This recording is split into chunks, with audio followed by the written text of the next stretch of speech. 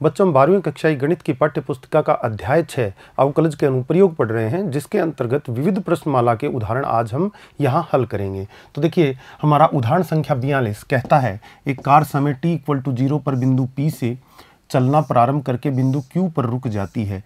ठीक है, कार द्वारा t सेकंड में तय की गई दूरी x मीटर में, ये जो दूरी है x को, उसको मीटर में शो किया गया है और वो t का फलन बना दिया गया है। ठीक है, कार को Q तक पहुंचने में लगा समय ज्ञात कीजिए। एक तो आपको कार P से Q तक कितने टाइम में पहुंचेगी वो बताना है। दूसरा, P तथा Q के बीच की दूरी भी ज्ञात कीजिए।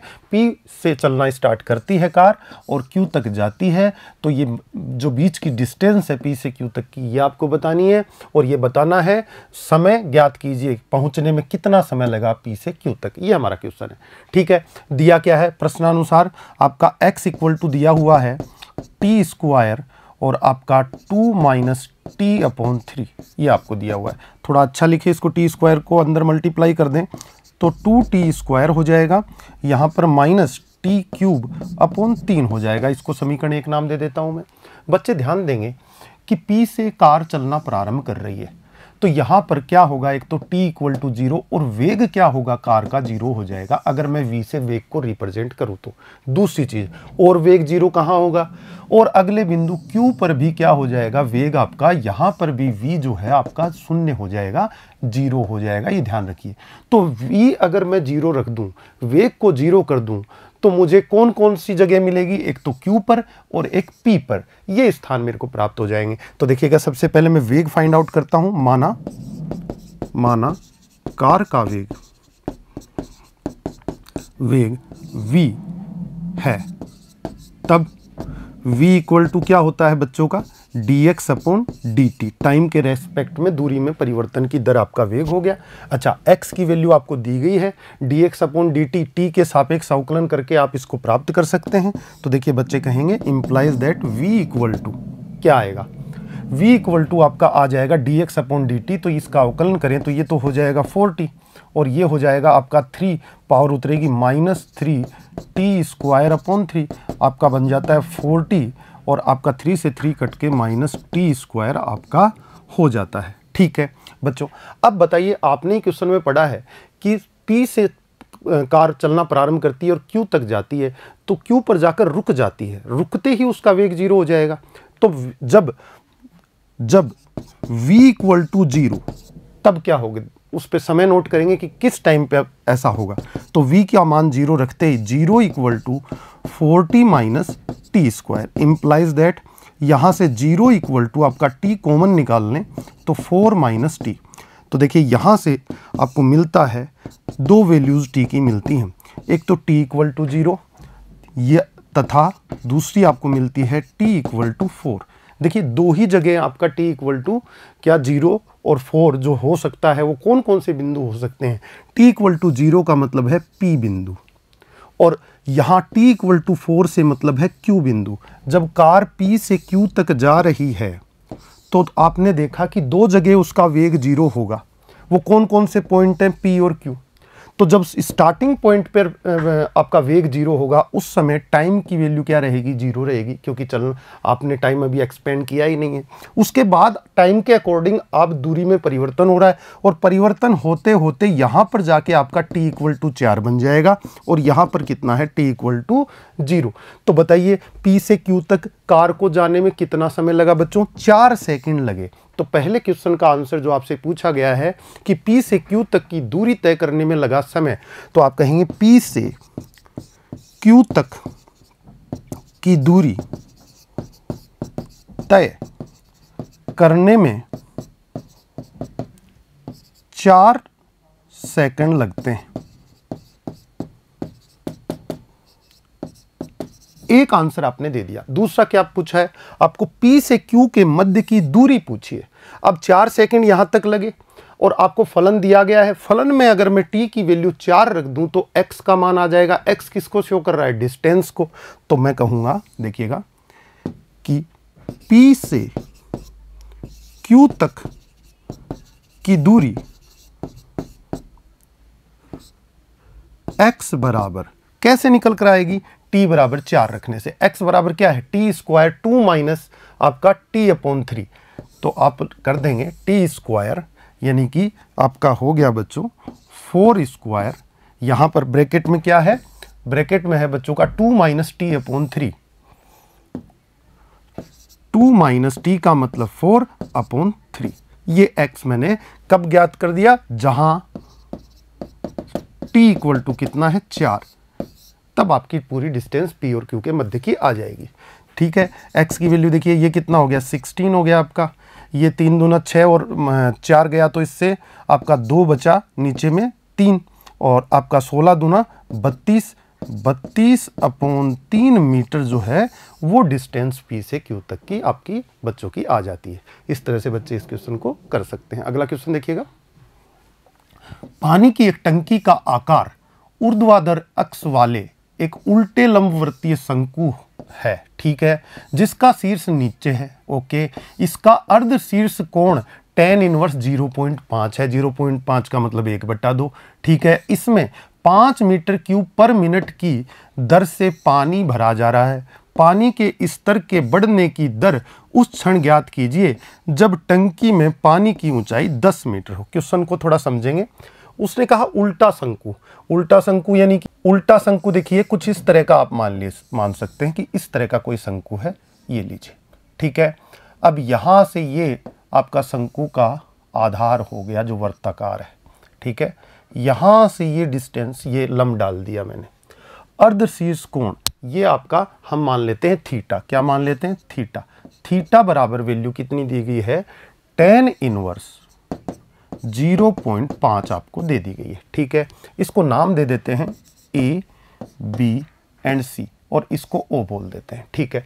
ये इसकी त्रिज्या हो गई शंकु की R, यहाँ से O से B तक। ये इसकी ऊंचाई हो गई हाइट, यहाँ से A से O तक। ये तिर्यक ऊंचाई L हो जाती है आपकी, जैसा कि आप जानते हैं, ठीक है। ये सारा शंकु बना दिया। अब इसके अंदर क्या है, पानी भरा जा रहा है। अब इसके अंदर पानी भरा जा रहा है तो पानी शंकु के क्या शंकु के आयतन को शो करेगा। जैसे जैसे पानी बढ़ता जाएगा इस शंकु में भरे हुए पानी का आयतन शंकु के आयतन के बराबर होता चला जाएगा। तो पानी भरने से तात्पर्य है परिवर्तन हो रहा है। किस में परिवर्तन हो रहा है, आयतन में परिवर्तन हो रहा है, क्योंकि जैसे जैसे बच्चे इसके अंदर पानी भरेंगे वैसे वैसे उसका शंकु का आयतन बढ़ता जाएगा। अच्छा, आयतन बढ़ेगा तो और क्या क्या चीजें बढ़ेंगी। मान लीजिए पानी यहां तक भरा है इसमें, ठीक है। तो देखिए त्रिज्या कितनी रही, यहां से यहां तक, और हाइट कितनी होगी, ये यहां से यहां तक, ये हाइट हुई। पानी का स्तर और बढ़ेगा तो हाइट भी बढ़ेगी और त्रिज्या भी बढ़ती चली जाएगी। तो आप देख रहे हैं परिवर्तनशील राशियां कौन कौन सी हैं इसमें एक तो हाइट शंकु की परिवर्तनशील है, एक इसकी शंकु की जो त्रिज्या है वो परिवर्तनशील है। ये बच्चों के बात समझ में आई। अच्छा, इसमें दे रखा है कि 5 मीटर क्यूब पर मिनट की दर से पानी भरा जा रहा है। तो प्रश्नानुसार देखिएगा बच्चों क्या क्या आपको दिया गया है। प्रश्नानुसार आपको दिया गया है कि अगर आयतन इसका v मान लूं मैं, तो dv अपॉन dt का मतलब क्या हुआ, आयतन में परिवर्तन की दर किसके सापेक्ष, t के सापेक्ष। t क्या है, समय, तो समय के सापेक्ष आयतन में परिवर्तन की दर। यहाँ 5 मीटर क्यूब पर मिनट दे रखा है, पर मिनट का मतलब समय के सापेक्ष परिवर्तन हो रहा है, इसलिए मैंने dv अपॉन dt लिखा। इक्वल टू, अच्छा बढ़ रहा है या घट रहा है, देखिए पानी ऊपर डाल रहे हैं इसके अंदर से तो आपका आयतन बढ़ रहा है, तो ये पॉजिटिव परिवर्तन की दर आएगी। यानी मैं लिखूंगा 5 मीटर आपका क्यूब पर मिनट, आपको ये वैल्यू क्वेश्चन में दी गई है, ठीक है। पूछा क्या है, पूछा है आपको कि पानी के स्तर के बढ़ने की दर। अच्छा, पानी का स्तर इसमें जैसे जैसे बढ़ेगा, मैंने बताया त्रिज्या और इसकी हाइट दोनों में परिवर्तनशील राशियां हैं, तो आपको सिर्फ ऊंचाई में परिवर्तन की दर ज्ञात करने के लिए क्वेश्चन में बोला है। यानी कि आपको dh अपॉन dt का वैल्यू फाइंड आउट करना है क्वेश्चन में। ये दो चीजें बच्चों को पता चल जाएं तो क्वेश्चन आपका बन जाता है। तीसरी चीज आपको क्या दी है, एक तो ये आयतन में परिवर्तन की दर दे दी, एक बच्चों को कहा कि dh upon dt find out करके बताइए, यानी ऊंचाई में परिवर्तन की दर समय के सापेक्ष ज्ञात करके बताएं।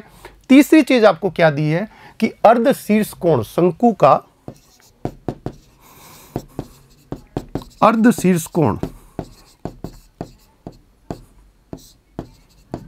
आपने क्या माना है बच्चों, थीटा माना है, और इसकी थीटा की वैल्यू कितनी दी है, tan इनवर्स 0.5। यहां से कुछ निकल कर आएगा, देखिएगा tan थीटा इक्वल टू 0.5, और यहां से मैं बात करूं तो tan थीटा की वैल्यू कितनी है, यहां पर देखिएगा आपने जो शंकु बनाया है tan थीटा, ये 90 डिग्री एंगल है बच्चों का, यहां पर ये 90 डिग्री एंगल हुआ, तो थीटा के सामने वाली भुजा r है, और r क्या हुई, आपकी त्रिज्या हुई, और थीटा के सामने जो r त्रिज्या है वही लंब कहलाएगा इस समकोण त्रिभुज का।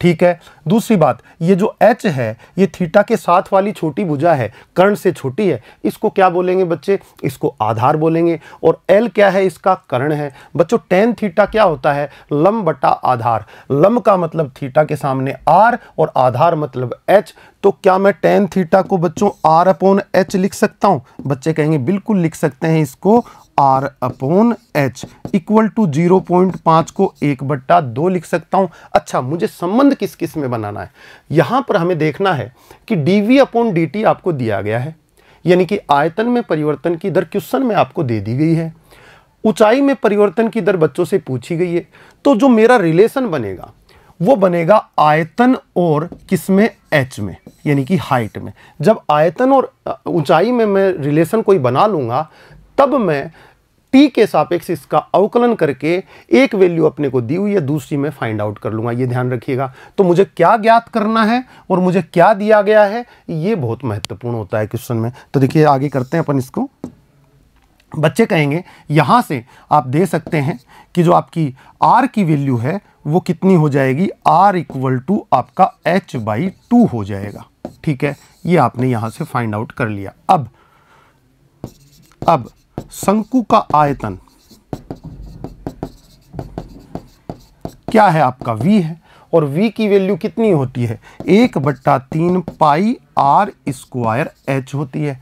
आपने देखा शंकु में जब पानी आप ऊपर से भर दे रहे हैं तो शंकु में दो चीजें परिवर्तनशील दिखाई थी मैंने आपको, एक तो r उसकी त्रिज्या और एक उसकी हाइट, इन दोनों में परिवर्तन होगा। इसका मतलब दोनों परिवर्तनशील राशि हैं। अवकलन करने के लिए इसको किसी एक परिवर्तनशील राशि में मुझे प्रदर्शित करना पड़ेगा। अब यहाँ से बच्चे r की वैल्यू यहाँ रख दें तो h में फंक्शन बन जाएगा, और अगर h की वैल्यू 2r यहाँ पर रख दें तो r में फंक्शन बन जाएगा। लेकिन मुझे फंक्शन किस में बनाना है, जैसा कि मैंने बताया था आपके आयतन और ऊंचाई में बनाना है, तो मैं r की वैल्यू इसमें पुट कर दूंगा, तभी मैं निकाल पाऊंगा dh अपॉन dt। अगर मैं h की जगह h को r के रूप में रिप्रेजेंट कर दूंगा तो मैं dr अपॉन dt निकाल पाता, dh अपॉन dt नहीं निकाल पाता, और मुझे जरूरत किसकी है, dh अपॉन dt की। तो बच्चे यहां से देखिएगा v इक्वल टू कर देंगे 1/3 पाई r स्क्वायर की जगह h/2 का होल स्क्वायर इंटू h। ठीक है, आगे बात को बढ़ाते हैं। v इक्वल टू देखिए कितना हो जाएगा, 2 दूना 4, ये बाहर आके ये 1/12 पाई h³ आपके सामने हो जाता है। t के सापेक्ष अवकलन करने पर आपको लेफ्ट साइड में dv अपॉन dt प्राप्त हो जाएगा, राइट साइड में 1/12 और पाई कांस्टेंट वैल्यू है, h³ का 3h स्क्वायर हो जाएगा, इनटू में t के सापेक्ष h का dh अपॉन dt हो जाएगा बच्चों। अब बच्चे इसको आगे बढ़ाएं तो dh अपॉन dt की वैल्यू बच्चों को निकालनी है, तो देखिएगा dh अपॉन dt मैं एक साइड में ले लेता हूं, बाकी सब उधर ले जाऊंगा, तो देखिएगा ये 12 ऊपर चला जाएगा और ये 3 और पाई और h स्क्वायर नीचे चला जाएगा, और यहां आपका आएगा dv अपॉन dt। ये आपकी वैल्यू प्राप्त हुई। थोड़ा सा और इसको कैलकुलेट करें तो dh अपॉन dt का जो वैल्यू है 3 से 12 को काट के 4 upon pi h square dv upon dt आप इसको रिप्रेजेंट कर सकते हैं। अब देखिए क्वेश्चन में आपको कहा गया है आपको dh अपॉन dt तो ज्ञात करनी है, लेकिन कब ज्ञात करनी है, जब पानी भरते भरते उसकी जो h है ऊंचाई वो 10 मीटर हो जाए तब ज्ञात करनी है। तो चलिए हम 10 मीटर पे बात कर लेते हैं। तो बच्चे कहेंगे कि dh/dt की वैल्यू फाइंड आउट करें, लेकिन h बराबर 10 हो तब करें। तो 4/पाई और यहाँ पर h की जगह 10 स्क्वायर और इनटू यहाँ पे dv/dt की वैल्यू आपको क्वेश्चन में कितनी दी हुई है, आपने ऊपर लिखी है 5 मीटर क्यूब पर मिनट। तो यहाँ पर 5 आ जाएगा आपका, ये आ गया आपका 5। तो आपका हो जाएगा, देखिएगा 5 से ये 100 को 5 से काटेंगे तो 20 और 4 को 20 से काटेंगे तो 5, 1/5 पाई आपका मीटर पर सेकंड आपका आंसर आ जाता, per minute 1/5 pi metre per minute आपका आंसर हो जाता है बच्चों। ठीक है, तो आप कहेंगे 1/5 पाई मीटर प्रति मिनट की दर से जो शंकु की हाइट है वो क्या हो रही है, बढ़ रही है, क्योंकि इसमें पॉजिटिव साइन है। बच्चों का जो बुक में एनसीईआरटी की बुक में जो आंसर निकाला हुआ है वो आपका h = 4 पर निकाला गया है बच्चों। तो यहाँ पर या तो आप h = 4 क्वेश्चन में करें या फिर h = 10 मानते हैं तो आपका आंसर बदल जाता है। और अगर आप h = 4 पर परिवर्तन की दर ज्ञात करेंगे तो जो आपकी बुक में आंसर दिया हुआ है वो सही हो जाएगा बच्चों। इस तरह से आप इस क्वेश्चन को कर सकते हैं। अगला देखिएगा उदाहरण 44। 2 मीटर ऊंचाई का आदमी 6 मीटर ऊंचे बिजली के खंभे से दूर 5 किलोमीटर प्रति घंटा की समान चाल से चलता है। उसकी छाया की लंबाई की वृद्धि दर ज्ञात कीजिए। चलिए पहले क्वेश्चन को समझिए, क्वेश्चन क्या कहना चाहता है। एक 6 मीटर का खंभा है आपका और ये आपका धरातल हो गया। एक व्यक्ति है जो यहाँ से इसके पास से यहाँ से फुटरेस्ट से दूर जा रहा है और किस स्पीड से जा रहा है, 5 किलोमीटर प्रति घंटा से। मान लो वो अभी इस समय यहाँ पर है, तो यहाँ पर है तो देखिए ये जो है ये एक मैंने त्रिभुज बना दिया। ये तो हो गया 6 मीटर खंबे की हाइट बता दी। ये 2 मीटर जो है किसकी हाइट बता दी, व्यक्ति की हाइट बता दी। ये आपका व्यक्ति है। ठीक है, खंबे पे यहाँ बल्ब जल रहा है ऊपर। ठीक है, बल्ब जल रहा है तो ध्यान दीजिएगा, जब व्यक्ति इस खंबे के पास रहेगा तो उसकी छाया उससे आगे गिरेगी और छाया छोटी होगी। जैसे जैसे खंबे से व्यक्ति दूर जाएगा, आप टेस्ट करके देखिए कभी, आपकी छाया आगे की तरफ बढ़ती चली जाएगी, यानी कि उसकी लेंथ धीरे धीरे बढ़ती चली जाएगी, छाया बड़ी होती चली जाएगी। चलिए ठीक है, मैं इन पॉइंट्स को नाम दे देता हूं। आपको इसके अंदर 2 त्रिभुज दिख रहे होंगे। मैं कहूं ABC एक त्रिभुज है और मैं इसको P बोल दूं और इसको Q बोल दूं तो ये PBQ भी एक त्रिभुज बन जाता है। बच्चे यहाँ ध्यान देंगे कि ये जो त्रिभुज हैं दोनों ABC और PBQ, ये दोनों जो त्रिभुज हैं आपके समरूप त्रिभुज हैं। समरूप त्रिभुज के नियम आप जानते हैं कि उनकी संगत भुजाओं का अनुपात बराबर आता है। ठीक है, तो इस बात को हम आगे बढ़ाएंगे। उससे पहले हम इनको कुछ नाम दे देते हैं। माना कि खंबे से व्यक्ति की जो दूरी है उसको मैं L मान लेता हूं। क्या मान लिया, L मान लिया। और व्यक्ति की छाया की जो लंबाई है उसको मैं बच्चों S मान लेता हूं। इस तरह से अपन ने L और S इनको मान लिया है। अब बात करते हैं, देखिएगा क्वेश्चन में दिया क्या है और पूछा क्या है, ये चीज बड़ी महत्वपूर्ण होती है। ये पता चल जाएगा तो क्वेश्चन में कोई दिक्कत ही नहीं आएगी करने में। चलिए, आपको क्या दिया है, 5 किलोमीटर प्रति घंटा की समान चाल से वो क्या है, व्यक्ति आगे की तरफ मतलब खंबे से दूर जाता जा रहा है। तो किस में बढ़ोतरी हो रही है, L में। जैसे जैसे ये व्यक्ति आगे बढ़ेगा L की वैल्यू बढ़ती चली जाएगी, यानी परिवर्तन की दर 5 किलोमीटर प्रति घंटा किसकी हुई, L में परिवर्तन की दर दे रखी है। तो बच्चों को क्वेश्चन में DL अपॉन किसके रेस्पेक्ट में, समय के सापेक्ष वो बढ़ रहा है। कैसे पता चला, 5 किलोमीटर प्रति हॉवर यानी कि टाइम को शो कर रहा है। तो इससे पता चला DL/dt बराबर 5 किलोमीटर प्रति घंटा। ये आपका हो गया। ठीक है, उसके बाद आपसे पूछा क्या है, आपसे पूछा है कि व्यक्ति की छाया किस दर से बढ़ रही है। तो व्यक्ति की छाया को रिप्रेजेंट किससे कर रहे हो आप, S से। तो इसमें परिवर्तन की दर मतलब S में परिवर्तन की दर ds अपॉन समय के सापेक्ष ds/dt से दी जाएगी। ये बच्चों आपको ज्ञात करना है। अब क्वेश्चन बना लेते हैं अपन, क्वेश्चन में मानते हैं। देखिएगा, माना AP = L, मीटर में ले लेते हैं मीटर, तथा PB equal to S metre. ठीक है, आपने इसको S मान लिया। अब आप जानते हैं बच्चों कि त्रिभुज ABC समरूप है त्रिभुज PBQ के। अगर ऐसा है तो बच्चे कहेंगे जो ये AB लेंथ है, AB प्रथम त्रिभुज की, ये इसकी संगत भुजा दूसरे त्रिभुज में PBQ में PB बनी तो बटा PB, इनका अनुपात बराबर होगा किसके? देखिए ये AC और इसके ये PQ का अनुपात, ये बराबर होगा। चलिए इनको नाम दे देते हैं। AB की वैल्यू लिखते हैं। A से B तक की लेंथ, देखो ये व्यक्ति तक की L और फिर उसकी छाया की लेंथ, तो कितनी हो गई? L प्लस S हो गई। ठीक है, PB की बात करता हूं। PB कितनी हो गई? नीचे में S हो गई। ठीक है, इक्वल टू AC कितनी दे रखी है आपको? 6 मीटर खंबे की ऊंचाई, तो ये 6 हो गई। और नीचे में आपका PQ का वैल्यू कितना है? व्यक्ति की हाइट कितनी है? 2 मीटर, तो ये 2 हो गई। इंप्लाइज दैट, देखिए ये कर सकते हैं अपन L plus S upon S equal to, यहां पर 3 आ जाएगा बच्चों। L plus S equal to 3S हो जाएगा क्रॉस मल्टीप्लिकेशन से, और बच्चे यहां से प्राप्त कर लेंगे L बराबर कितना आ जाएगा? 2S आपके पास आ जाता है। L की वैल्यू 2S आ गई। L की वैल्यू 2S आ गई तो देखिए आपको क्वेश्चन में क्या दिया गया था? देखिए आपको क्वेश्चन में क्या दिया गया है? DL अपॉन DT, और आपसे पूछा क्या जा रहा है? DS upon DT। तो आपको किस किस के बीच में संबंध स्थापित करना चाहिए था?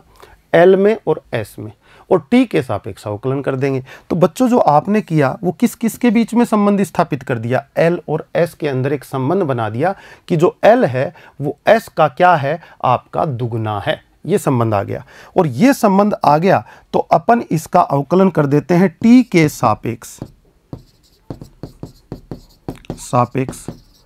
अवकलन। ऐसा करेंगे तो ये हो जाएगा DL upon DT equal to 2 constant value है DS अपॉन DT। बच्चों को ज्ञात क्या करना है? DS upon DT। DS upon DT का अर्थ क्या है? छाया में परिवर्तन की दर ज्ञात करनी है। 1/2 DL अपॉन DT बच्चों को दिया गया है।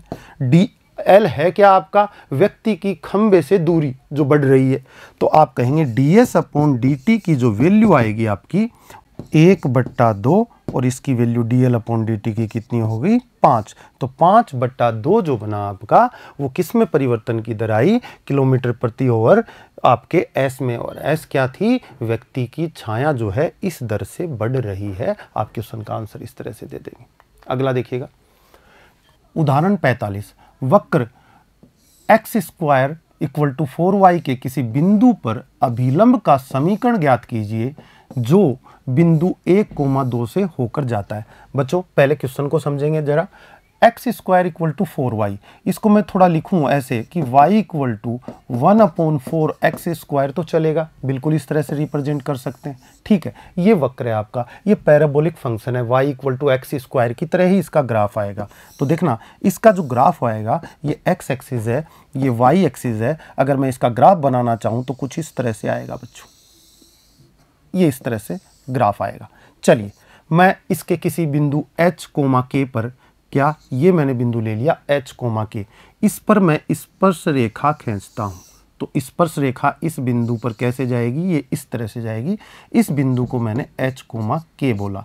इस वक्र का नाम क्या है? y इक्वल टू 1/4 x² है। ठीक है, ये स्पर्श रेखा हो गई आपकी, स्पर्श रेखा। ठीक है, इसके ऊपर 90 डिग्री एंगल बनाने वाला अभिलंब इस प्रकार जाएगा। तो ये हो गया आपका अभिलंब। कौन से बिंदु पर? वक्र के h, k बिंदु पर। वक्र पर स्थित कोई बिंदु मैंने h, k मान लिया। क्वेश्चन में कहा जा रहा है कि जो ये अभिलंब होगा ये 1,2 से गुजर रहा है, यानी कि मान लो 1,2 यहां पर स्थित है, तो 1,2 से ये अभिलंब गुजर रहा है। तब इस अभिलंब का समीकरण ज्ञात करिए। ये आपको क्वेश्चन में कंडीशन दी गई है। कैसे करना चाहिए, चलिए आपको किसी भी रेखा का समीकरण, अभिलंब भी एक रेखा होता है, तो रेखा है तो रेखा का समीकरण निकालने के लिए क्या क्या चाहिए होता है बच्चों को? रेखा का समीकरण निकालने के लिए उसका ढाल और एक बिंदु चाहिए होता है। तो बिंदु तो h, k मैंने मान लिया यहाँ पर, लेकिन इसका ढाल कैसे निकालेंगे? देखिए इस स्पर्श रेखा का ढाल किससे दिया जाता है? dy/dx। और कौन से पॉइंट पे देना है? h, k पर देना है। तो h, k पर स्पर्श रेखा का ढाल आ जाएगा। स्पर्श रेखा का ढाल ये है, तो अभिलंब का ढाल कितना आ जाएगा? -1/dy/dx। कौन से पॉइंट पर? आपके h, k पॉइंट पर ही अभिलंब खींचा जा रहा है। तो ये आपका ढाल किसका आ गया? अभिलंब का। और ये जो ढाल है dy/dx किसका है? आपकी स्पर्श रेखा का ढाल है। अब ढाल पता चल गया, ये बिंदु h, k से गुजर रहा है अभिलंब, मतलब इस बिंदु पर खींचा गया है। तो इसका समीकरण बना देंगे y - y1 इक्वल टू ढाल इंटू x - x1। ढाल का मतलब यहाँ प्रवणता से ही समझे, एक ही बात होती है। उसके बाद हम क्या कहेंगे? हम कहेंगे जो समीकरण बनेगा वो किस बिंदु से गुजर रहा है अभिलंब? 1,2 से आपका अभिलंब गुजर रहा है। और 1,2 से अगर अभिलंब गुजर रहा है बच्चों, तो फिर इसको संतुष्ट करेगा, इसको संतुष्ट करा देंगे। तो इस तरह से हम इस क्वेश्चन को कर सकते हैं बच्चों। अब करने का तरीका देखिए। माना वक्र, वक्र क्या है आपके पास? x² equal to 4y। इसको एक नाम दे दीजिए, ठीक है। अब हमने माना वक्र एक पर कोई बिंदु h, k है, h, k है। तब बताइए h, k वक्र एक पे है, तो h, k इसको एक को संतुष्ट करना चाहिए कि नहीं? बच्चे बोलेंगे करेगा। करेगा तो h यानी कि x की जगह h² और आपका 4y की जगह क्या चला जाएगा? k। ये समीकरण 2 मैंने नाम दे दिया। अगर इस वक्र पर बिंदु h, k है तो इस समीकरण को संतुष्ट करेगा। मैंने संतुष्ट करा दिया। अब मैं कहूँगा समीकरण 1 का x के सापेक्ष अवकलन क्यों कर रहा हूं? अवकलन क्यों कर देना चाहता हूं? क्योंकि मैं dy/dx निकालना चाहता हूं। dy/dx में निकालूंगा तो मुझे फायदा क्या होगा? मुझे स्पर्श रेखा का ढाल मिल जाएगा। और जब मुझे स्पर्श रेखा का ढाल मिल जाएगा तो उसको रेसिप्रोकल करके साइन चेंज करते ही किसका? अभिलंब का ढाल मिल जाएगा। इसलिए वो ढाल निकालने के लिए मैं इसका अवकलन कर रहा हूं। तो देखिए यहाँ पर लेफ्ट साइड में कितना आ जाएगा? 2x, और राइट साइड में कितना आ जाएगा? x के सापेक्ष किया तो 4 इंटू dy/dx आ जाएगा। इंप्लाइज दैट dy/dx का जो वैल्यू है बच्चों का वो हो जाएगा x/2 हो जाएगा। चलिए आगे बढ़ते हैं। dy/dx किसको शो करेगा? स्पर्श रेखा के ढाल को। तो स्पर्श रेखा का ढाल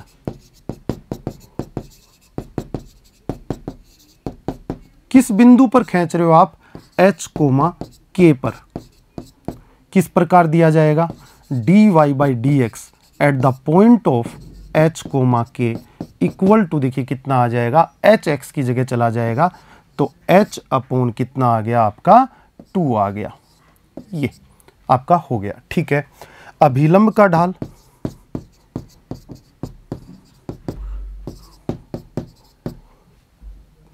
hk पर अभी बात हुई थी, कैसे निकालते हैं? रेसिप्रोकल करेंगे, उल्टा करेंगे, यानी कि 2/h और साइन चेंज कर देंगे, प्लस का था तो माइनस लगा दिया। ये अभिलंब का ढाल आ गया। अब कहेंगे बिंदु hk पर अभिलंब का समीकरण, ठीक है। अभिलंब का समीकरण कितना आएगा? देखिएगा अभिलंब का समीकरण आएगा y - y1। y1 की जगह क्या है? k। सामने ढाल यानी कि -2/h, और फिर मैं कहूँगा x - x1, तो x1 की जगह कौन है? आपका h। ये आपने अभिलंब का समीकरण निकाल दिया, जिसको मैंने 3 नाम दे दिया। अब प्रश्नानुसार अभिलंब 3 बिंदु कौन से बिंदु से गुजरता है? क्वेश्चन में देखिए आपको दिया हुआ है, आपको 1,2 से इसको गुजारना है। 1,2 से गुजरता है। अब 1,2 से अगर ये गुजरता है तो संतुष्ट करेगा, तो x की जगह तो 1 रख देंगे समीकरण में और y की जगह 2 रख देंगे, तो 2 माइनस के इक्वल टू माइनस 2/h और x की जगह 1 माइनस h हो जाएगा। इंप्लाइज दैट बच्चों देखिएगा 2 माइनस के इक्वल टू, इसको मैं अंदर मल्टीप्लाई करूं तो माइनस 2/h और ये आपका प्लस कितना हो जाएगा 2 हो जाएगा। अब 2 से 2 दोनों तरफ से कट के आपका k इक्वल टू कितना आ जाएगा 2/h आ जाएगा। इसको समीकरण नाम दे दिया 4। ठीक है, समीकरण 4 और समीकरण 2 से देखिए समीकरण 2 क्या कहता है आपको। समीकरण 2 में आपने वक्र को संतुष्ट कराया था तो h square equal to 4k आपको दिया गया है। तो समीकरण 2 और समीकरण 4 से हम k और h के मान प्राप्त करेंगे। समीकरण 2 व 4 से देखिएगा आपका क्या दे रखा था h स्क्वायर इक्वल टू 2 में क्या दे रखा है 4k, तो 4k तो 4 इंटू के की वैल्यू 2/h में पुट कर दूं तो इंप्लाइज दैट k की जगह 2/h यहाँ से समीकरण 4 से समीकरण 2 में रख दिया और रख दिया तो ये कितना हो जाएगा आपका 4 दूना 8 और h क्यूब बराबर 8 आ गया और ये कितना h बराबर कितना आ गया 2 आ गया और h बराबर 2 आ गया तो h बराबर 2 यहाँ पर रखोगे तो k बराबर कितना बनेगा, इंप्लाइज दैट k बराबर कितना बन गया 1। तो h और k की वैल्यू प्राप्त हो गई आपको h इक्वल टू 2 और k इक्वल टू 1। ये कौन से समीकरण में रख दें, ये आपके अभिलंब के समीकरण में रखते ही आपका अभिलंब का समीकरण प्राप्त हो जाएगा। आप कहेंगे तब समीकरण 3 से, समीकरण 3 में देखिए y माइनस k की वैल्यू कितनी है आपका 1 है equal to minus 2/h, h की वैल्यू कितनी 2 है आपके पास और x माइनस h, तो x माइनस h की वैल्यू कितनी है आपके पास 2 है। इस तरह से आपने देखा कि यहाँ पर y माइनस 1 यहाँ पर 2 से 2 कट जाएगा equal to minus x plus 2। आप देखेंगे y प्लस x 2 इधर में जाएगा माइनस 3 इक्वल टू 0। जो समीकरण प्राप्त हुआ वो किसी ऐसे बिंदु पर आपके वक्र पर खींचा गया अभिलंब है जो कि दिए गए बिंदु से गुजरता है। इस तरह से आप समीकरण निकाल सकते हैं। अगला क्वेश्चन देखिएगा, उदाहरण नंबर 46, वक्र y equal to cos x plus y minus 2 pi से आपका प्लस 2 पाई तक जा रहा है। पहले इससे समझे कि माइनस 2 पाई कहाँ होता है और 2 पाई कहाँ होता है, जरा बात करते हैं। देखिएगा बच्चों, ये आप देखिए ये आपका 0 डिग्री है। आप राइट साइड में पॉजिटिव एंगल इस साइड में होते हैं, आप जानते हैं, यानी कि आपका anti clockwise. Anti clockwise angle आपके धनात्मक और क्लॉकवाइज क्या कहलाते हैं, ऋणात्मक कहलाते हैं। चलिए मैं 0 से यहाँ जाता हूँ तो धनात्मक एंगल π/2 मिलता है, तो 90 डिग्री यहाँ तक हो गया। फिर उसके बाद आपका पाई आता है, फिर 3π/2 आता है और फिर आपका यहाँ पर क्या आ जाता है 2 पाई आता है। ठीक है बच्चों, अब मैं यहां से अगर मैं उल्टा चलना स्टार्ट करूं तो देखो क्या आता है। 0 डिग्री से मैं नीचे आऊं तो यहां माइनस π/2 आ जाता है, क्योंकि आप क्लॉकवाइज चल रहे हैं तो ऋणात्मक एंगल मिलेगा यहां पर माइनस π/2। आप और आगे बढ़ें तो यहां पर माइनस पाई भी होता है, क्यों, यहां पर माइनस का 180 बन जाएगा। और फिर और आगे बढ़ें तो यहां माइनस का 3π/2 आता है और फिर और उल्टा चलें तो आपका माइनस 2 पाई यहाँ 0 डिग्री के पास आता है। तो आप समझेंगे और आगे चलेंगे तो माइनस 5π/2 और ऋणात्मक बढ़ता जाएगा। तो ऐसे एंगल ऋणात्मक होते हैं और इस तरह से आपके एंटी क्लॉकवाइज धनात्मक होते हैं। आपके पास माइनस 2 पाई से 2 पाई तक आपका x है, इसका मतलब कितने चक्कर लग गए बच्चों, 2 चक्कर लग गए। देखिए मैं बताता हूँ, माइनस 2 पाई से आगे बढ़े माइनस 3π/2 आया, मतलब माइनस 2 पाई से बड़ा कौन है, माइनस 3π/2। माइनस 3π/2 से बड़ा कौन है, माइनस पाई। माइनस पाई से बड़ा माइनस π/2 और माइनस π/2 से बड़ा कौन है, 0। तो ये तो एक चक्कर हो गया, माइनस 2 से लेके आप 0 तक आए। फिर 0 से आगे बढ़े π/2, π/2 से पाई, पाई से 3π/2 और 3π/2 से 2 पाई। तो बच्चों ने देखा 2 चक्कर आपके लग गए 360 डिग्री के यहाँ पर x के लिए। तो x का मान समझ गए होंगे कहाँ है और किस प्रकार है, आगे ये चीज़ अपने काम आएगी। चलिए, वक्र है y equal to cos x plus y की स्पर्श रेखाओं के समीकरण ज्ञात कीजिए जो कि रेखा x plus 2y equal to 0 के समांतर है। दी गई रेखा है, इसके समांतर है। इसकी प्रवणता कितनी आएगी बच्चों?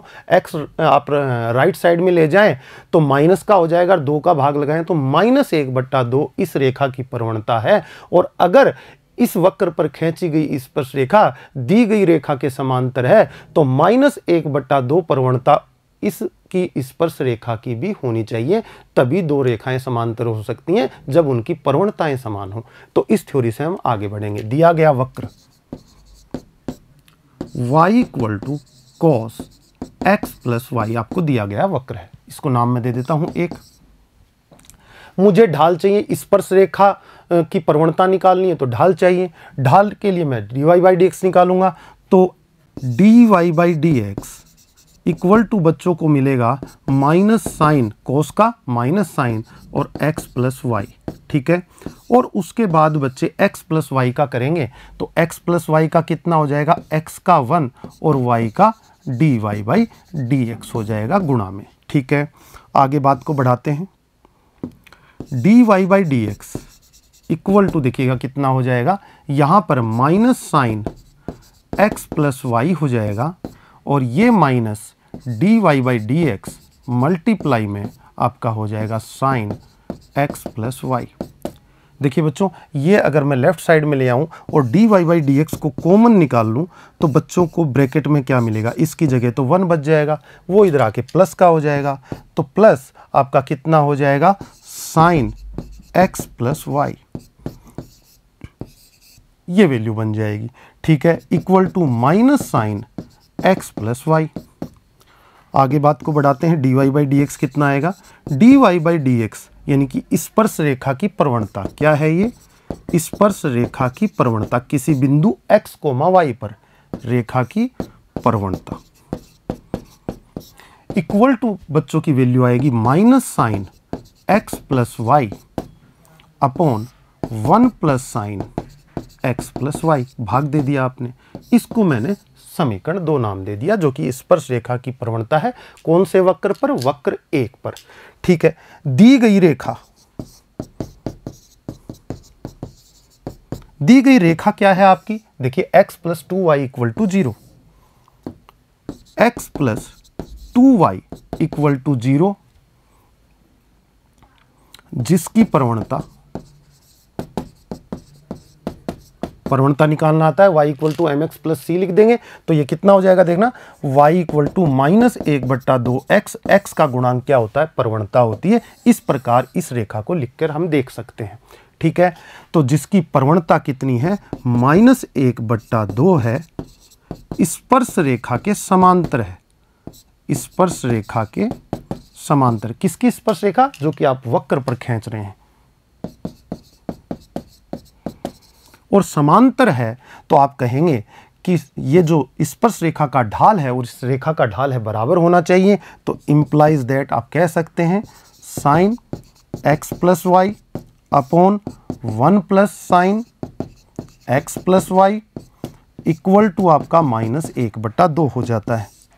यहाँ से बच्चे कहेंगे कि माइनस से माइनस कट जाएगा और 2 into sine x plus y वज्र गुणन करने से 1 plus sine x plus y हो जाएगा। ये साइन x प्लस वाई आके इधर घट जाएगा तो sine x plus y equal to 1 हो जाएगा। यहाँ से देखिएगा sine x plus y equal to 1, तो देखिए साइन का मान कहाँ कहाँ 1 होता है? जरा देखिएगा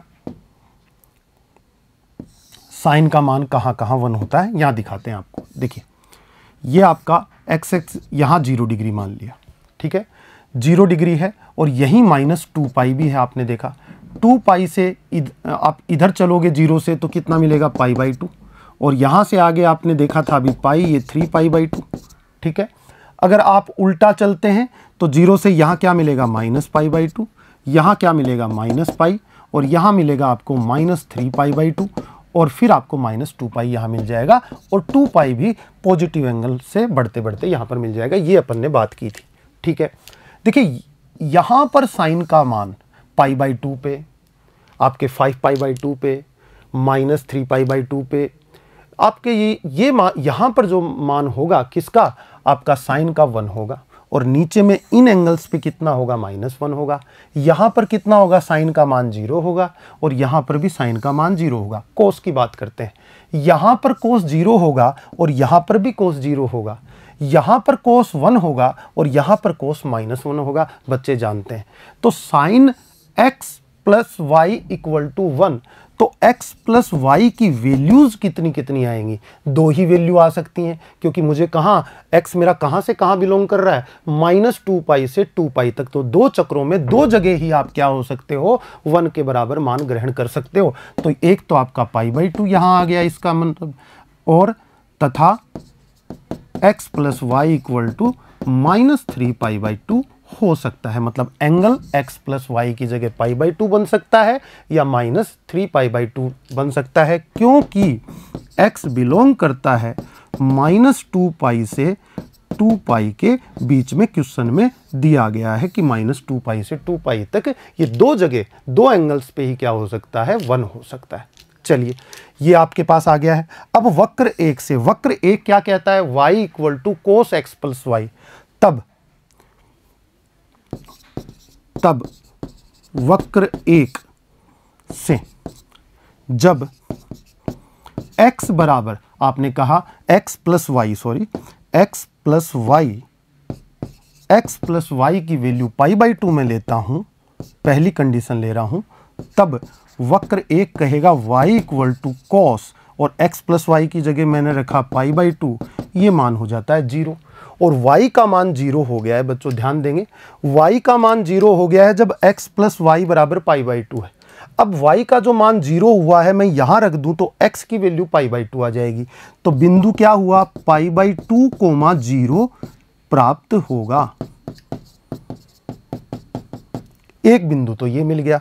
अब दूसरी की बात करते हैं। दूसरा क्या है, जब, ये तो फर्स्ट, ये सेकंड पॉइंट अपन और निकालते हैं, जब x plus y equal to -3π/2 हो, तब वक्र से y equal to cos x plus y है आपका वक्र, x प्लस वाई की जगह -3π/2 चला जाएगा, और यहाँ पर भी कोस का मान क्या हो जाएगा, 0 हो जाएगा। और कोस का मान 0 हो गया यहाँ पर, तो y की वैल्यू कितनी निकल कर आई, 0, और y की वैल्यू 0 मैं यहाँ पर रख दूँ तो x की वैल्यू कितनी आई, -3π/2। तो बिंदु क्या प्राप्त हुआ, x निर्देशांक तो -3π/2, और आपका y निर्देशांक क्या प्राप्त हुआ, दोनों में 0। अतः बिंदुओं, 2 बिंदु प्राप्त हुए बच्चों को। पहला कौन सा, π/2, 0 तथा -3π/2, 0 पर खींची गई स्पर्श रेखाएं, दी गई रेखा क्या थी, x प्लस 2y बराबर 0 के समांतर होंगी। तो आप कहेंगे, अब बिंदु, पहला बिंदु ले लेता हूं, पहला बिंदु π/2, 0 पर स्पर्श रेखा का समीकरण जिसकी प्रवणता यानी ढाल किसके बराबर होगा, दी गई रेखा के बराबर, क्योंकि उसके समांतर है, -1/2 है। तो देखिए बिंदु पता चल गया, ढाल पता चल गया, स्पर्श रेखा का समीकरण y माइनस y1, तो y माइनस 0 यहाँ पर y1 की वैल्यू इक्वल टू प्रवणता -1/2 x माइनस x1, तो x माइनस π/2 आपका हो जाता है। ठीक है, 2 को एलसीएम ले लूँ और बाहर ले आऊँ तो यहाँ से कितना हो जाएगा, 4y इक्वल टू आपका बन जाता है यहाँ पर माइनस आपका 2x, और यहाँ पर हो जाएगा प्लस का आपका पाई हो जाएगा, और इधर में ले आऊँ तो 4y plus 2x minus pi equal to 0। आपकी स्पर्श रेखा का समीकरण आ गया। दूसरी स्पर्श रेखा का समीकरण दूसरे बिंदु पे -3π/2 0 पर बच्चे स्वयं इसी प्रकार निकाल लेंगे। प्रवणता सेम ही रहेगी क्योंकि दी गई रेखा जो है स्पर्श रेखाओं के समांतर है, तो दी गई रेखा की जो प्रवणता -1/2 है वही प्रवणता दूसरी स्पर्श रेखा जो निकलेगी उस पर रहेगी। बिंदु बदल जाएगा, यहां पर π/2 की जगह -3π/2 आ जाएगा। ठीक है बच्चों, इस तरह से आप इस क्वेश्चन को कर सकते हैं। उदाहरण नंबर 47, उन अंतरालों को ज्ञात कीजिए जिनमें की फलन, ये दिया गया फलन है आपका, ये वर्धमान और ह्रासमान है। ठीक है, वर्धमान और ह्रासमान के लिए हम क्या करते हैं, दो टेस्ट हमारे पास होते हैं। एक तो प्रथम अवकलज परीक्षण, एक द्वितीय अवकलज परीक्षण। प्रथम अवकलज से भी हम ह्रासमान वर्धमान के बारे में व्याख्या कर सकते हैं और द्वितीय से भी कर सकते हैं। तो देखिएगा किस तरह से f(x) = बच्चों को दिया गया है 3/10 x की power 4 -4/5 x³ -3x² plus 36/5 x + 11। ये आपके पास है। f(x) x के सापेक्ष अवकलन कर दे रहा हूं, तो ये आपका 3/10 ये 4x³ हो जाएगा, -4/5 ये 3x² हो जाएगा, और यहाँ पर आपका माइनस का 6x और प्लस का 36/5 आपका आ जाएगा। ठीक है, 6/5 अगर मैं कॉमन निकाल लूँ तो सब में से आ जाएगा। देखिएगा 6/5 मैं कॉमन निकालता हूँ, तो यहाँ से 6/5 निकालोगे तो ये 4 से 10 कटेगा तो 5 नीचे हो जाएगा, ऊपर 2 और 3 दूनी 6, तो ये x³ ही बचेगा बच्चों का। अच्छा, यहाँ से 6/5 निकालोगे तो एक 2x² यानी कि माइनस का 2x² बच्चों का यहाँ बच जाता है। यहाँ से 6/5 निकालोगे तो 6 ऊपर से आ जाएगा, 5 का भाग दोगे, 5 से गुणा करोगे, -5x बच्चों का यहाँ पर बन जाता है। 6/5 यहाँ से निकालोगे तो प्लस का 6 यहाँ पर बचता है बच्चों का। देखिए ये 3 घात का बहुपद है। अब हम इसको कैसे सॉल्व करते हैं, कैसे गुणनखंड बनाते हैं, बच्चों ने 9th 10th में काफ़ी ये काम किए हैं। देखिएगा x बराबर ऐसा मान सोचिए जिससे इसका मान 0 हो जाए। तो x बराबर 1 रख के देखता हूँ, 1³ यहाँ 1 हो जाएगा, यहाँ -2 हो जाएगा, यहाँ -5 हो जाएगा, ये प्लस का 6 हो जाएगा, 0 हो जाएगा। x बराबर 1 पर 0 हो गया तो x - 1 इसका एक गुणनखंड हो गया, और बच्चे x - 1 का भाग इसमें देकर बाकी इसको सोल्व कर लेंगे। देखिए कैसे, x³ -2x² -5x + 6 में मैं भाग दे दूँ किसका, x - 1 का, तो कितना होगा, x² यहाँ ले लूँ, यहाँ x³ यहाँ बन जाएगा आपका -x², चिन्ह चेंज किए, माइनस प्लस कट गया, यहाँ पर कितना हुआ, -x² बचा, -5x + 6 बचा। अब किससे गुणा करें, यहाँ पर -x से गुणा कर दें, और -x से गुणा करोगे तो यहाँ -x² और यहाँ पर प्लस का x आ जाएगा, और यहाँ पर ये चिन्ह चेंज कर देंगे, ये कट जाएगा, ये -6x हो जाएगा और प्लस का 6 हो जाएगा। तो यहाँ से -6 से गुणा कर दूँ तो ये भाग खत्म हो जाएगा, यानी कि x² - x - 6 यानी कि 6/5, और आपका क्या हो जाता है ब्रैकेट में, x - 1 × x² - x - 6 आपको प्राप्त हो जाता है। इसको मैं हटा देता हूँ अब, तो ये इस तरह से आपका ये हो गया। ठीक है, आगे बढ़ते हैं। आगे 6/5 भार है x - 1, x² - x - 6 के 2 गुणनखंड करेंगे तो आपका एक तो हो जाएगा x - 3 और एक हो जाएगा x + 2, इस तरह से आपका आ जाएगा। तो ये आपने f' प्राप्त कर ली। अब मुझे पता लगाना है, जब मैं f' = 0 रखता हूँ तो इम्प्लाइज दैट x = 1 आपका यहाँ से इस पॉइंट से 3 और इस गुणनखंड से मिलेगा -2, ये बिंदु मिलते हैं। अब इनमें कौन उच्चतम का है, कौन निम्नतम का है, कौन नति परिवर्तन है, स्थानीय उच्चतम स्थानीय निम्नतम यहाँ पर प्राप्त होंगे बच्चे जानते हैं। कैसे पता लगाते हैं, ये देखिए आपकी संख्या रेखा पर चलते हैं। फर्स्ट डेरिवेटिव टेस्ट अपन कर लेते हैं। -∞ से ∞ तक आपकी पूरे R में एक संख्या रेखा मैंने बना दी। सबसे पहले कौन बनेगा, -2 मिलेगा, तो ये -2। उसके बाद कौन आएगा, आपका 1 आएगा, तो ये 1, और उसके बाद 3 बिंदु थे। संख्या रेखा के 4 अंतराल बट गए, सब में एफ डैश एक्स के चिन्ह का पता लगा लेंगे। देखिए एफ डैश एक्स, यहाँ पर भी एफ डैश एक्स का पता लगाएंगे और यहाँ पे भी एफ डैश एक्स का पता लगाएंगे। ठीक है, सबसे पहला -2 से छोटा हो तब एक्स, -2 से छोटा -3 ले लीजिए, रखिए। देखिए -3 यहाँ लोगे तो यहाँ x की जगह -3 रखोगे तो -4 बनेगा, यानी नेगेटिव बनेगा। ठीक है, उसके बाद यहाँ पर देखिएगा आपने -3 रखा तो -3 -6 यानी कि नेगेटिव मान आया, और यहाँ पर -3 रखा तो यहाँ पर भी नेगेटिव आया बच्चों, क्योंकि -1 बनेगा। देखो negative into negative into negative equal to negative, यानी कि आपकी एफ डैश एक्स क्या है, 0 से छोटी है, यहाँ पर ऋणात्मक है। यहाँ पर एफ डैश एक्स पॉजिटिव हो जाएगी। देखते हैं -2 से 1 के बीच में आपका क्या पड़ेगा, 0। 0 रख के देखिए, यहाँ 0 रखोगे तो 0 रखोगे तो नेगेटिव आएगा आपका, यहाँ 0 रखोगे तो 0 रखोगे तो यहाँ पर देखना नेगेटिव आएगा, और यहाँ 0 रखोगे तो ये मान पॉजिटिव बनेगा। तो negative into positive equal to positive, तो ये आपकी एफ डैश एक्स यहाँ पर पॉजिटिव हो गई बच्चों।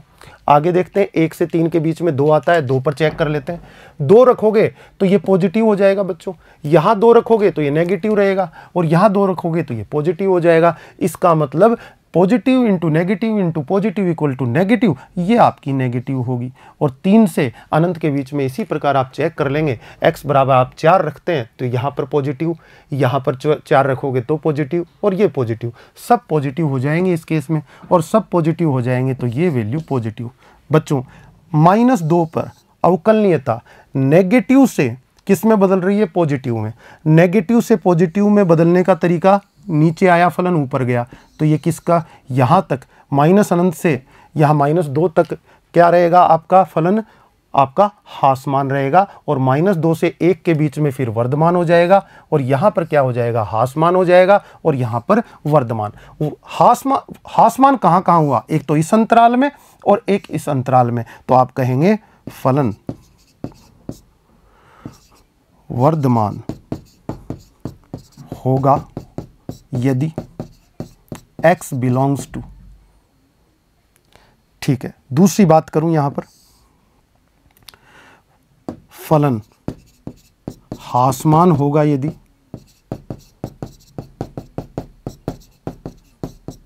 x belongs to. दोनों अंतराल बता देते हैं। वर्धमान के लिए अंतराल पॉजिटिव वाला, ये पॉजिटिव वाला, यानी कि -2 से आपका कितना आ गया, -2 से आपका 1 तक, और ये ओपन इंटरवल, और आपने जोड़ दिया किसके साथ, इसको यूनियन के साथ, 3 से अनंत। इस अंतराल में क्या रहेगा, आपका फलन वर्धमान होगा। अब हासमान की बात करें तो नेगेटिव वाला अंतराल ले लेते हैं, -∞ से आपका -2 वाला अंतराल, और यूनियन के साथ जोड़ दो कौन सा, 1 से 3 तक का, 1 से 3 के मध्य, ये जो रहेगा यहाँ पर फलन हासमान रहेगा। इस प्रकार बच्चे इसका आंसर दे सकते हैं। आपने जो बुक में इसका आंसर देखेंगे, इसका सॉल्यूशन देखेंगे, तो बच्चे इतना बेहतर तरीके से नहीं समझ पाएंगे। बच्चों को इस तरीके से इस क्वेश्चन को करना चाहिए। आज के लिए इतना ही, धन्यवाद।